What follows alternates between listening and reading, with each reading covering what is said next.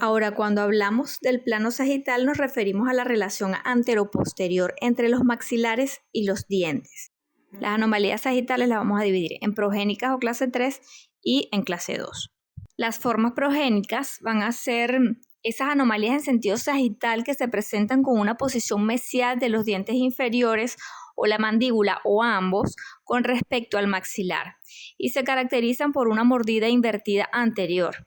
La prevalencia de las formas progénicas no supera el 20% de los casos. Se pueden denominar clase 3 según Angel o mesioclusión según Licher. Prognatismo mandibular cuando hace referencia a la posición anterior de la mandíbula o progenie cuando hace referencia a que es el mentón quien está desarrollado en exceso.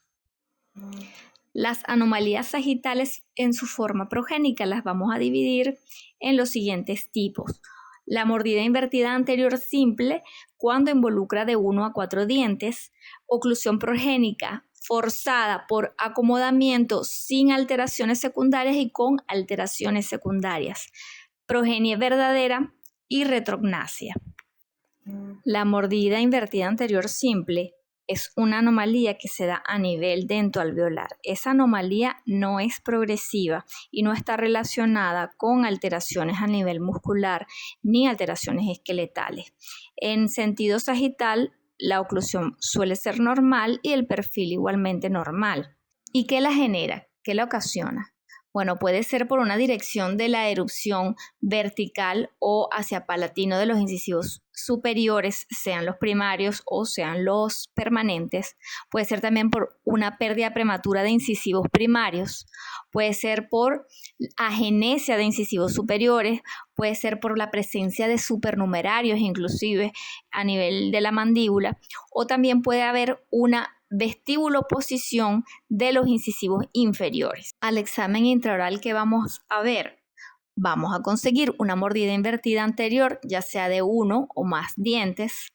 Vamos a ver que no hay alguna interferencia que nos pueda modificar la dinámica mandibular, o sea, que requiera que haya un acomodo en la trayectoria de la oclusión.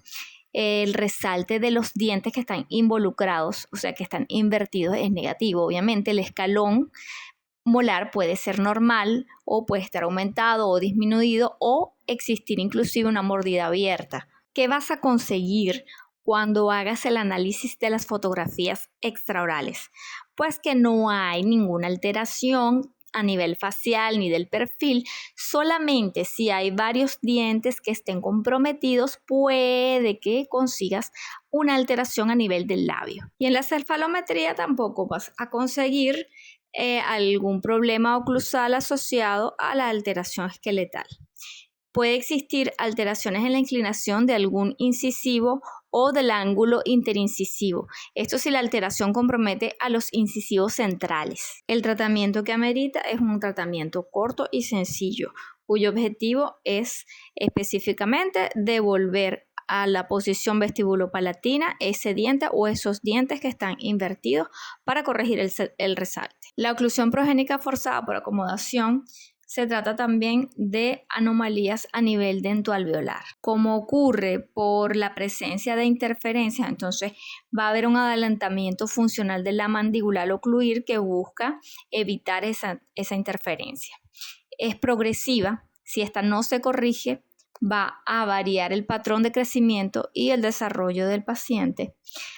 Cuando se manipula la apertura y cierre, el eje de bisagra del paciente se puede llegar a un borde a borde y en examen de máxima retrusiva busca que ese eje de bisagra encuentre contactos prematuros que generalmente son a nivel de los incisivos. Entonces es importante ubicarlos para el tratamiento y se recomienda realizar un montaje en articulador para ello. Estas alteraciones de la oclusión progénica forzada por acomodación que ocurren por esos contactos prematuros que durante el cierre obligan a la mandíbula a desplazarse, evitando ese contacto prematuro. Generalmente el contacto se debe a interferencias cuspidia por falta del desgaste fisiológico de los caninos primarios. o por el eje de erupción alterado de los incisivos. Cuando no se corrige y se mantiene en el tiempo, entonces pasan a ser una oclusión progénica forzada por acomodación con alteraciones secundarias. La acomodación permanente va a generar alteraciones en el crecimiento y desarrollo del paciente y esto va a impedir un desarrollo normal del maxilar superior y va a favorecer el crecimiento a nivel mandibular. ¿Qué vas a conseguir en el examen clínico intraoral del paciente? Vas a conseguir una mordida invertida anterior, por supuesto, una mesoclusión canina y a nivel molar. También puede existir alteración transversal cuando el paciente ocluye porque está condicionada por el acomodo mesial de la mandíbula, y cuando manipules la mandíbula en el cierre vas a conseguir un borde a borde. Pasas a la evaluación de las fotografías extraorales y vas a conseguir a nivel facial que la mesialización funcional de la mandíbula se acompaña de una protrusión del labio inferior. Vas a conseguir un perfil que en reposo va a ser normal, un perfil de clase 3 en oclusión. A nivel cefalométrico vamos a conseguir un ángulo NB que va a estar disminuido por la posición mandibular. También va a estar la convexidad disminuida por la misma razón y no vamos a ver alteraciones marcadas en el tamaño de los maxilares. También va a haber una retroinclinación incisiva. ¿Cómo vamos a abordar el tratamiento de estos casos? Pues primero que nada tenemos que eliminar esos contactos prematuros. ¿Cómo? Vamos a hacerlo con desgaste selectivo. Así vamos a recuperar también el eje normal de esos dientes que estén afectados y también podemos implementar el uso de placas acrílicas con resortes de protrusión. Si ves la imagen, en esa placa acrílica hacia vestibular, esos resortes de alambre que ves pegados hacia la cara palatina de los incisivos son los resortes de protrusión. En la progenie verdadera, si estamos hablando ya de una alteración a nivel esqueletal o una displasia ósea, donde el tamaño de la mandíbula va a estar aumentado, también puede acompañarse porque el maxilar superior sea pequeño respecto a la mandíbula y va a haber una desproporción de las bases óseas, que es lo que va a originar esta maloclusión, y esto puede agravarse por una protrusión mandibular. Cuando hagas la anamnesis te vas a dar cuenta que esto tiene un importante componente genético y hereditario. Es de transmisión poligénica no ligada al sexo y va a afectar más a hombres que a mujeres. En cuanto a lo epidemiológico, la raza caucásica presenta un 2% y en asiáticos se presenta un 8%. Cuando pases al examen clínico intraoral, ¿qué vas a conseguir? Vas a conseguir una mordida invertida anterior, que es el signo clínico característico de la progenie. Los incisivos superiores se van a proinclinar y los inferiores se van a retroinclinar buscando tener un contacto. Va a haber una mesoclusión canina y molar. Con frecuencia va a haber compresión del maxilar. Va a haber una mordida cruzada, ya sea unilateral o bilateral. Va a haber apiñamiento superior. Por supuesto, va a haber falta de espacio para las terceras molares. La lengua va a estar no en el paladar, en el momento de reposo, sino que va a estar descendida y va a estar apoyándose sobre los incisivos inferiores. Va a haber una retroinclinación de los incisivos inferiores y cuando manipules la mandíbula no vas a lograr de ninguna manera conseguir un borde a borde. La clase 2 generalmente se asocia a mesioclusión y mordida invertida. Sin embargo, las anomalías sagitales verticales y transversales normalmente no se dan de manera pura o aislada. Y en las fotos extraorales, ¿qué vas a ver? Vas a ver que hay un perfil cóncavo, vas a ver una mandíbula que va a estar adelantada o con un mentón prominente, el maxilar va a estar retruido, va a tener una falta de desarrollo del tercio medio facial. El labio inferior va a estar por delante del labio superior. Dependiendo del tipo rotacional, el tercio inferior va a estar o aumentado o disminuido. Y en la cefálica lateral vas a conseguir, cuando hagas tu examen cefalométrico, una desproporción de la relación sagital entre ambos maxilares, entre el maxilar y la mandíbula. Los incisivos van a estar protruidos los superiores y retruidos los inferiores. Un ángulo SNA disminuido y el NSBA va a estar aumentado, un tamaño mandibular aumentado.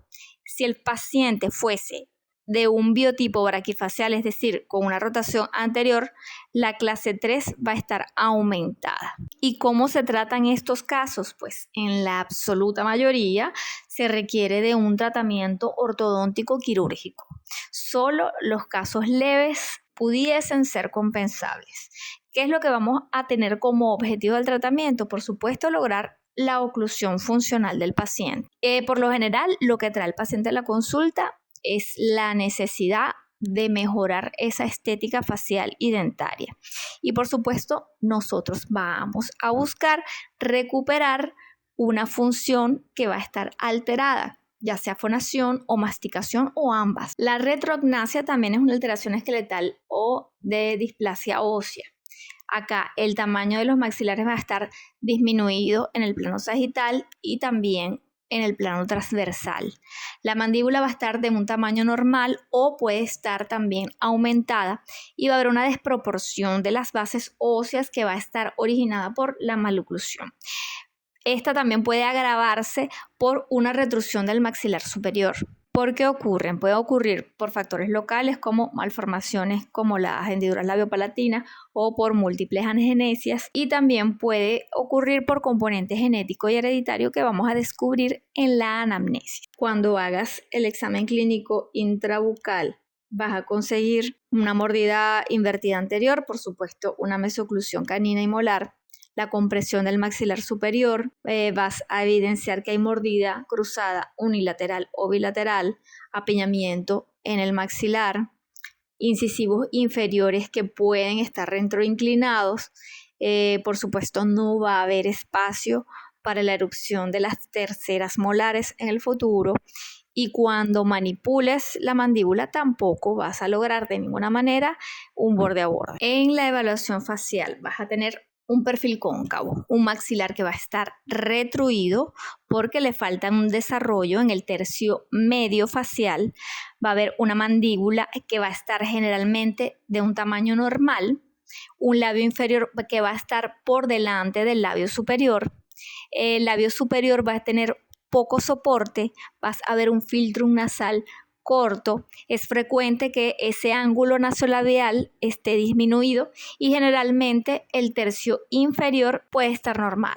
¿Qué vas a ver en el análisis cefalométrico? Vas a ver, por supuesto, la desproporción en la relación sagital entre el maxilar y la mandíbula.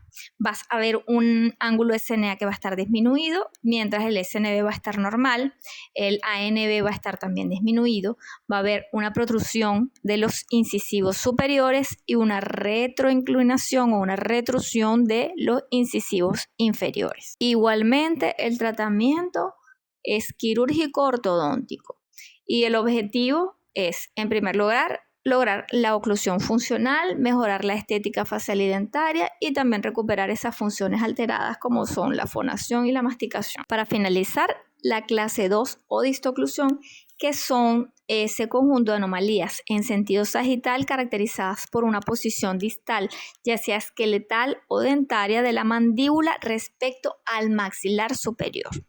Son anomalías esqueletales que son más frecuentes en la raza caucásica y se pueden denominar clase 2 Engel o distoclusión. Recuerda que la clasificación de Engel se basa en la relación de la posición de dos estructuras anatómicas fijas, que son la cúspide del primer molar superior y el surco medio vestibular del primer molar inferior.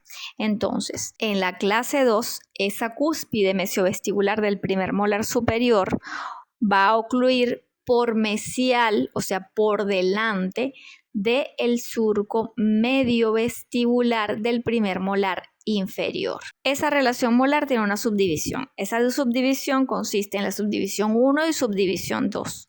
En la subdivisión 1 está acompañada de una protrusión incisiva, mientras que en la subdivisión 2 el eje de incisivos centrales superior está hacia palatino, o sea, está retroinclinado. Cuando hablamos de subdivisión derecha o izquierda, significa que hay uno solo de los lados afectados. También podemos clasificarla según el tipo de tejido que esté afectado. Una clase 2 que sea dentaria, una clase 2 que sea dentoalveolar o una clase 2 que sea esqueletal. Pueden ocurrir por causas locales como las migraciones de segmento unilateral o bilateral hacia mesial, ya sea por caries, por agenesia o microdoncia, por pérdidas prematuras de dientes primarios, por la presencia de diastemas, factores locales como malos hábitos, succión digital, interposición lingual, respiración bucal, que generan desequilibrio de las fuerzas musculares que comprimen el maxilar y entonces van a dificultar el avance de la mandíbula. Y puede deberse también a factores hereditarios, que exista una discrepancia dentaria, o sea que esos dientes superiores van a ser de un mayor diámetro que los dientes inferiores. Por supuesto también factores genéticos, tamaño y ubicación de los maxilares pueden causarlo y también puede ser por hipoplasia mandibular que esté asociada a algún síndrome. ¿Qué vas a conseguir en la clase 2 dentoalveolar en las características intraorales? Por supuesto vas a tener tanto llave molar como canina clase 2. Vas a ver una compresión maxilar en el superior de algún grado y vas a tener un overjet aumentado. Y a nivel facial, que vas a encontrar un perfil convexo leve, vas a conseguir ese labio superior protruido, vas a conseguir que el inferior y el mentón van a estar relativamente normales o levemente retruidos y que por lo general existe en tu paciente una incompetencia labial.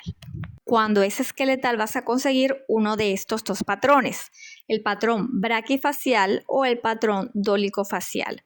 En el patrón braquifacial vas a ver un perfil clase 2 con un labio superior protruido, un labio inferior y un mentón retruido, un tercio inferior que va a estar disminuido y un surco mentolabial que va a estar marcado. En el patrón dólico-facial vas a conseguir un perfil de clase 2 que va a ser muy convexo, un labio superior que va a estar igualmente protruido, un labio y un mentón igualmente retruido, pero por el contrario, el tercio inferior va a estar aumentado. ¿Y qué pasa con las características intraorales? Tu paciente con patrón braquifacial va a tener una llave molar y una llave canina clase 2. El overjet va a estar aumentado si hay protrusión incisiva, el overjet va a estar normal o disminuido si hay retrusión incisiva, que son las clase 2, subdivisión 2, y el overbite va a estar aumentado. En tu paciente con patrón dólico-facial, igualmente vas a tener una clase molar y canina, clase 2, vas a tener una protrusión incisiva que puede existir una compensación, va a haber un overjet aumentado y un overbite que va a estar disminuido con tendencia a mordida abierta. El tratamiento de estas maloclusiones depende del tejido que esté comprometido. Puede requerir tratamiento ortopédico, ortodóntico, quirúrgico, una combinación de estos. El objetivo que buscamos con el tratamiento va a ser, por supuesto, devolver las funciones alteradas de respiración, masticación, lograr una oclusión que sea funcional, recuperar estética facial y dentaria y normalizar el cierre labial. Esta fue una clase de la Unidad Curricular Odontopediatría 2, coordinada por la profesora Rosa Weffer, del Departamento de Atención al Niño y al Adolescente, bajo la jefatura del Dr. Juan Carlos Justi Barreto, de la Facultad de Odontología de la Universidad de Carabobo. Produjo, grabó, editó y habló para ti la profesora María Fernanda Izaguirre. Éxito y feliz día.